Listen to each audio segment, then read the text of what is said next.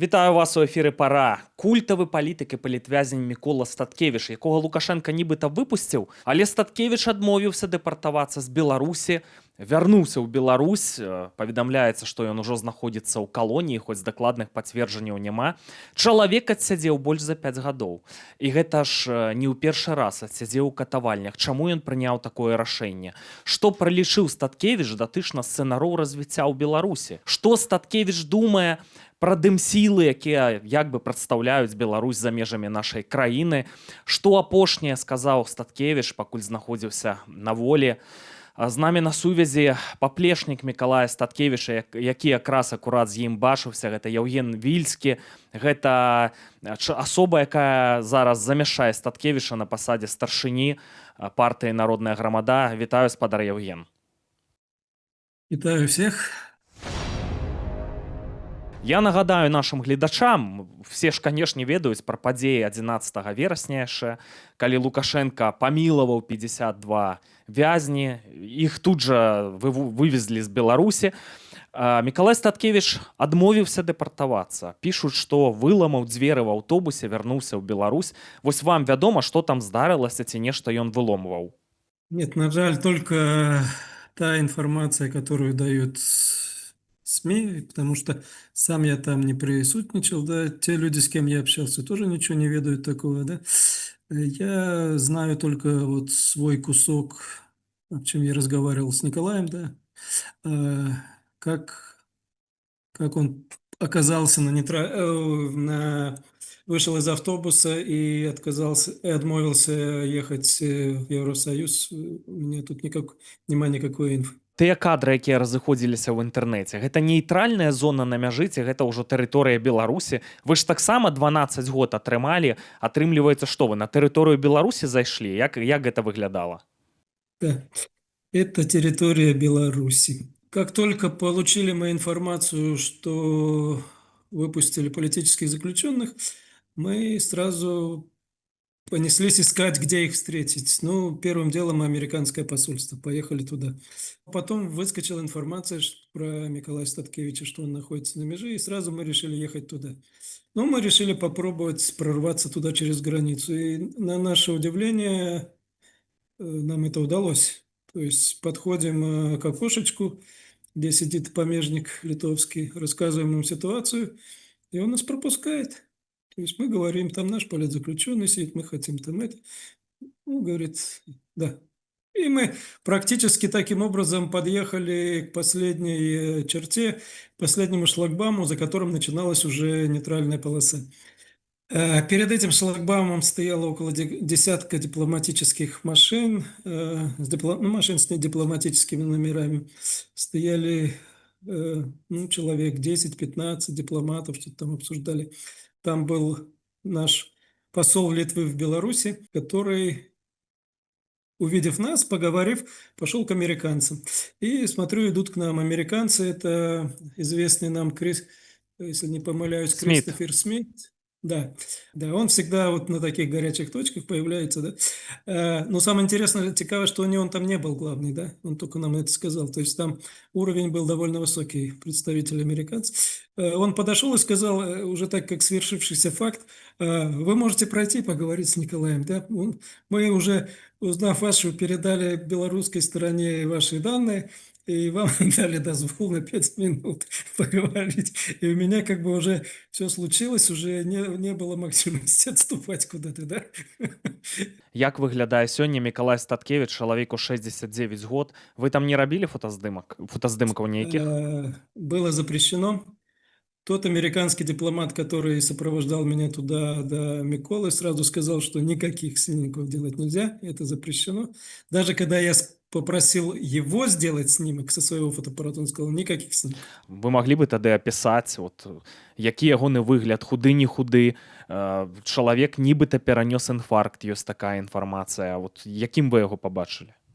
Микола выглядит, конечно, изможденным, как человек, сидевший, да. Он очень худой, лысый. Ну, как лысый, коротко постриженный, да, на лысый. Но, тем не менее, от него он не сломанный, он очень бодрый. Я бы сказал, когда я видел его в 2020 году, сейчас он выглядит бодрее. У него крепкое рукопожатие, мы там обнялись, он ну, чувствует, сила есть. От него прет заряд энергии, да, то есть чувствуется прямо. Он бодрый, он в здравом уме, как говорит, и в трезвой памяти, да, то есть он все оценивает реально. Это решение было не спонтанное, да, чтобы под какими-то там этим. Нет, человек э, бодрый, морально здоровый, да, я не говорю про физическое, да, что там, ну, визуально нормально выглядит, да, хорошо. Как мне потом рассказывал Сергей Спарич, что он там перенес и инфаркты, и ковиды, и чего только там у него не было, да, и он сказал, что он и с трудом ходит, и с утра ему подниматься тяжело, но тем не менее на нашей встрече он выглядел очень бодрым человеком. Спадар Евген, я разумею, што ў вас былі эмоцыі, што вы былі ва ўзбуджаным стане, маглі сказаць, маглі агаварыцца. Вот прайшлі дні ўжо пасля тых падзеяў, магчыма, гістарычных падзеяў.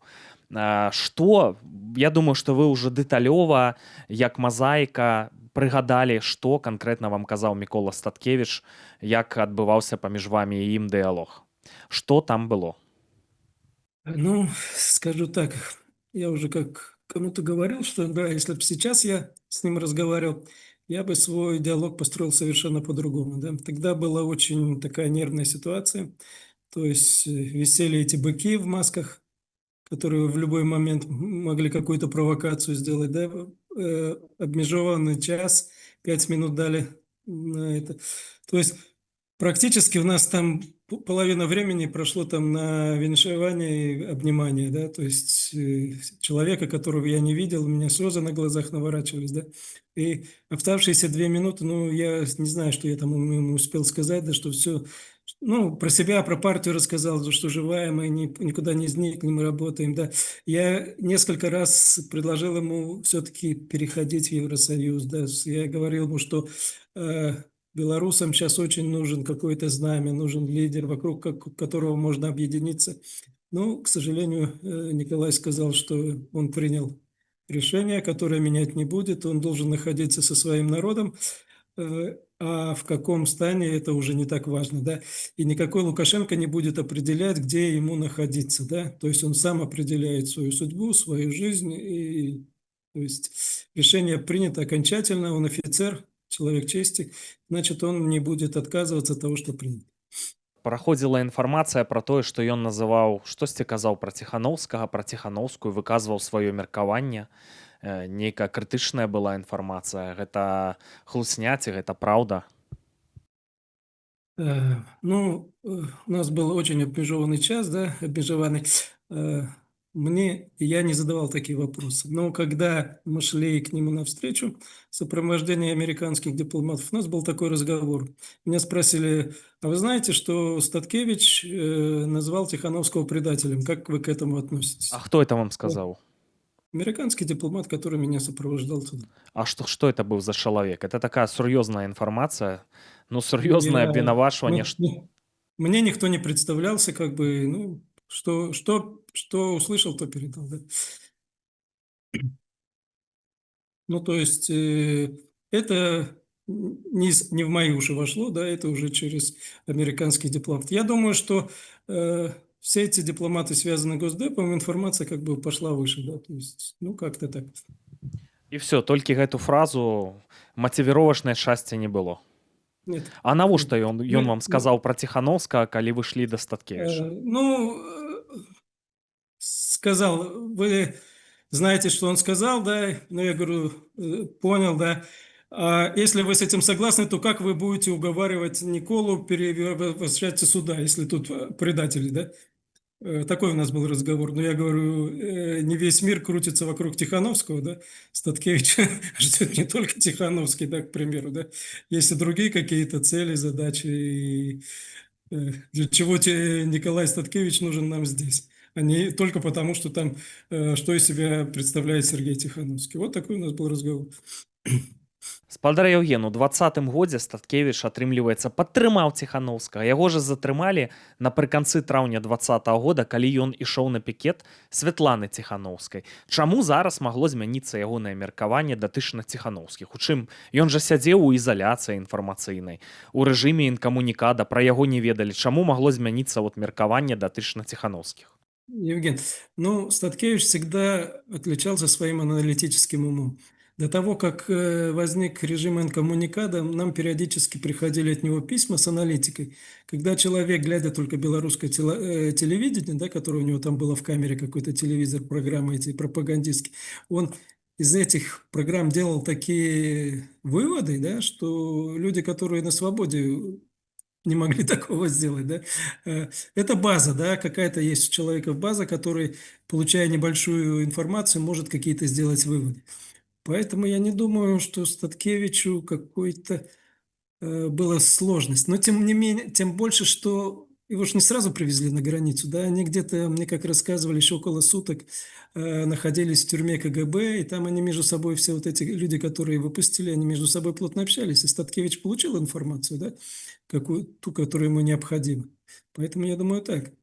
А насчет того, ну, время идет, все изменяется, да. В 2020 году весь актив партии «Народная громада» участвовал в избирательной кампании Светланы Тихановской. Мы были доверенными лицами, мы были координаторами, то есть мы участвовали по полной программе.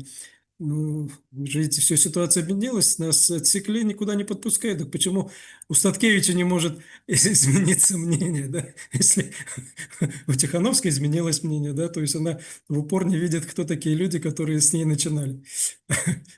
Почему Статкевич не может измениться? Ну, жизнь идет, все меняется. Спадар Евген, як вы лічыце, чаму вось у Мікалая Статкевіча і Зянона Пазняка халодныя адносіны? Абодва сапраўдныя змагары, сімвалы вось барацьбітоў за Беларусь, людзі, якія ну, для якіх Беларусь святое, вот Мікалай Статкевіч гатовы ахвяраваць жыццём і не ў першы раз. Зянон Станіславович нічога пра не піша. Вот конкретно про Статкевича, про ягоныя ўчынкі не дае ацэнак. Это дзве культавыя асобы. Чаму адносіны паміж імі прахалодныя, ці вам нешта вядома? Нет, ну, я, да, знаю про это. Э, Встречался и с Зеноном Станиславовичем, да, как-то у нас из-за вопросы задавали, да, тоже он как-то не очень хорошо ответил. Ну, я не знаю, я не буду комментировать. Может, это какая-то, ну, конкуренция, да, скажем, ну, не знаю. Я не хочу туда влезать, вникать и строить разборки, да, ну, пробачьте. Не моя тема, абсолютно не хочу туда в это залазить. Я чытаў у медыях таксама інфармацыя была перададзеная праз трэція рукі, што нібыта вось Статкевіч называў Лукашэнку калгаснікам і што не гэтаму калгасніку вырашаць мой лёс і гэтак далей. Это праўда ці не? Вы чулі это слово калгаснік? Нет, не чул. Возможно, какие-то эмоциональные там кто-то что-то перекрутил, да, передал. Потому что интервью уже, наверное, я с десяток дал, и везде это человеческий фактор. Про колгасника я ничего не чул. Да. Это уже чья-то интерпретация. Ну, пробачьте. Может, эмоционально, может, у меня где-то выскочило, может, еще у кого-то, да, то есть и нет, такого не было. Я просто хачу патлумачыць гледачам датычна персоны Мікалая Статкевіча. Вось прапаганда лукашэнкаўская выстаўляе яго там адмарозак, вось такі змагар, які там прэ напралом робіць шкоду. Ну, хацелася б нагадаць, што это таксама культавая асоба беларускай незалежнасці. Это афіцэр, стваральнік беларускага згуртавання вайскоўцаў, чалавек, які з пачатку 90-х паслядоўна бачыў пагрозу ў Расіі, і які ну, адмаўляўся, каб беларускія вайскоўцы ўдзельнічалі ў гэтых расійскіх авантурах, каб было збліжэнне з крамлём пасля распаду СССР і гэтак далей. Мікола Статкевіч гэта кандыдат тэхнічных навук, асоба, якая вучылася ў дактарантуры, меўся стаць нават доктарам навук, то бок это вайсковец, прадстаўнік нацыянальнай інтэлігенцыі. Ну, доктарскую яму абараніць не далі, там было звальненне з узброеных сілаў у 93-м годзе. Дарэчы, калі вось ён выступаў супраць крамлёўскіх авантураў, то бок ён тады прадбачыў, у прынцыпе, тое, што будзе адбывацца. Як сёння бачна, нават у 93-м годзе, калі лічылася, што ў Беларусі дэмакратыя, насамрэч, ужо тады, ну, Беларусь знаходзілася, на жаль, Менск знаходзіўся пад такім сур'ёзным кантролем Крамля, На той момант Ельцына, ну вот это факт, нават у 93-м годзе ўжо за Беларусь тачылася барацьба, і мы бачым такую сітуацыю, якая яна ёсць сёння. А вось гэта наконт Лукашэнкі калгаснік не калгаснік магло вынікаць менавіта, што Статкевіч это чалавек сур'ёзнай адукацыі, такога бэкграунда, афіцэр, а Лукашенко і як афіцэр там званняў ніякіх не меў сур'ёзных і выйшаў з калгаса.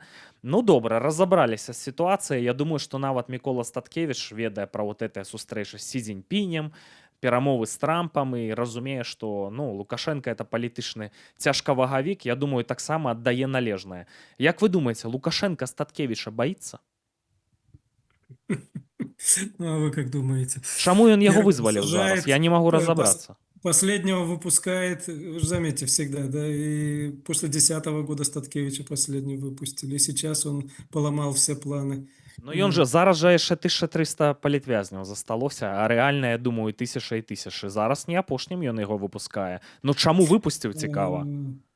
Вот я как-то говорил, да, что если выпустят Статкевича, Северинца, там еще нескольких человек, то остальных уже нема сенсу держать, да, то есть выйдут основные, а остальные как бы это пойдут в общем, несмотря на то, что все внесли какой-то большой, маленький вклад, но есть несколько человек, которых все вот это наше держалось, и подготовка, и сама развитие. Поэтому для меня самого было шоком, что Статкевича выпустили. Я не поверил. Это для меня был такой удар, да я всегда понимал, что Статкевич выйдет последним. Но он, вы смотрите, он все равно выйдет последним, да, то есть пока последний политзаключенный не будет выпущен, Статкевич будет там. Лукашенко попробовал сыграть в игру, сделать из Статкевича, ну, скажем, как Статкевич говорит всегда, не быть терпилой, да, то есть сделать из Статкевича терпилу, но это не сработало, да, то есть Статкевич сам принял решение, как ему делать. И никак Лукашенко не мог на это повлиять. Мне прыгадваецца 2010 год, так званыя выбары, калі людзей заманілі на плошчу незалежнасці, я бачыў все ўласнымі вачыма, ўсіх людзей разам з Міколам Статкевічам. І потым людзі не маглі адтуль выбрацца, і там пабоішча проста было каля палаты прадстаўнікоў, каля будынка вось гэтага ўрадавага.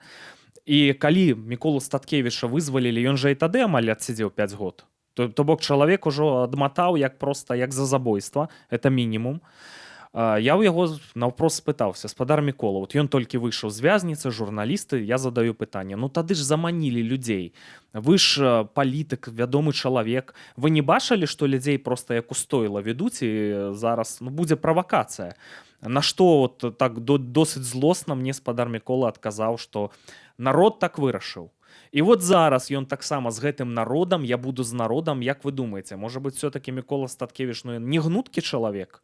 Занадта ён вось нават не ўпарты, а ўпёрты. І вот гэтыя ахвяры, яны все-таки ну, не абгрунтаваныя. Яго просто можа не стаць. Ну, калі ў яго быў інфаркт, то ён ужо на мяжы жыцця і смерці знаходзіўся. Што вы думаеце пра ўсё пра гэта? Ну, мнения могут быть разные, да, но не отнять того, что Статкевич личность, да, и он делает то, что ему хочется, что он считает нужным, да, поэтому тут сложно что-то комментировать. Ну, не все могут любить, да, Статкевича, кто-то любит, кто-то не любит, у кого-то есть критика, да, ну, жизнь такая, да. Для этого мы пытаемся строить демократию в Беларуси, чтобы было много взглядов, много возможностей людей вести себя. Ну, я не знаю. Микола есть Микола, да, ну, можно его полюбить или не любить, но надо признавать, что это один из ведущих, известных людей Беларуси. Спадар Мікола паспеў нешта сказаць вам датычна таго, што будзе ў Беларусі. Мы ж зараз у такой тонкай сітуацыі знаходзімся. З аднаго боку нейкія працэсы з Трампам, выпуск нейкіх палітвязняў. Мы не ведаем, чым павернецца гэты працэс. Можа быць, новых набяруць, і сістэмна нішто не зменіцца. Можа быць, это да чагосьці прывядзе, там, прынамсі, да пацяплення рэпрэсіўнага клімату. А тут вучэнні, тут такія складаныя працэсы. Гутарыць пра тое, што рыхтуецца напад, агрэсія ў бок краін Еўрасаюза. Па-мойму, это відавочна, што прынамсі працэсы рыхтуюцца. Ён паспеў вам сказаць, а што будзе? Нет, у нас не было такой размовы. Ну вы як палітык, як вам здаецца, да чаго справа хіліцца ў Беларусі? Магчыма, вы падчас этой сустрэчы нешта метафізічна адчулі. Куды справа ідзе ўвогуле? Што вот наперадзе нас чакае? Понимаете, может быть все что угодно. Мы же даже не знали этого освобождения, да, вот бах, и появилось, да. С таким непредсказуемым мировым лидером, как Трамп, возможно все что угодно, да. Может, завтра откроется окно возможностей на нас для белорусов, и мы поедем туда. Надо быть ко всему готовиться. А может и наоборот, затянется это наоборот на годы, да, то есть будет какая-то домова с Путиным, с Лукашенко, все это укрепится, зацементируется и затянется на долгие годы. Поэтому давать какие-то прогнозы, я не имею такой инсайдерской информации, на что опираться, да, куда стремиться. Это только из общих ресурсов, из моей головы. Ну, я пока никаких прогнозов давать не могу. Готовиться надо ко всему, что все, что возможно. У вас няма інфармацыі, што зараз з Міколам Статкевічам, нейкай дакладнай? Да, была какая-то информация, что Никола находится в глубокой колонии, но она не подтвердилась, и пока абсолютно ничего не известно. Спадар Евген, я шчыра дзякую вам за тое, што вы знайшлі час. Я хачу звярнуцца да нашых гледашоў. Каму бяспечна, напішыце, калі ласка, ў каментарах, да чаго ідзе справа ў Беларусі, як вам падаецца. За апошні тыдзень адбылося вельмі шмат яркіх падзеяў. І што вы думаеце пра ўчынак Міколы Статкевіча? Ведаеце, канешне, абвінавачваюць Міколу Статкевіча, што вот ён такі непахісны, што ён герой, але не гнуткі чалавек, але, як вядома, у гісторыі след пакідаюць вельмі часта менавіта такія людзі, якія ахвяруюць сабой дзеля высокіх ідэяў і потым застаюцца ў гісторыі і мяняюць хаду гісторыі. Да сустрэчы. Дякую.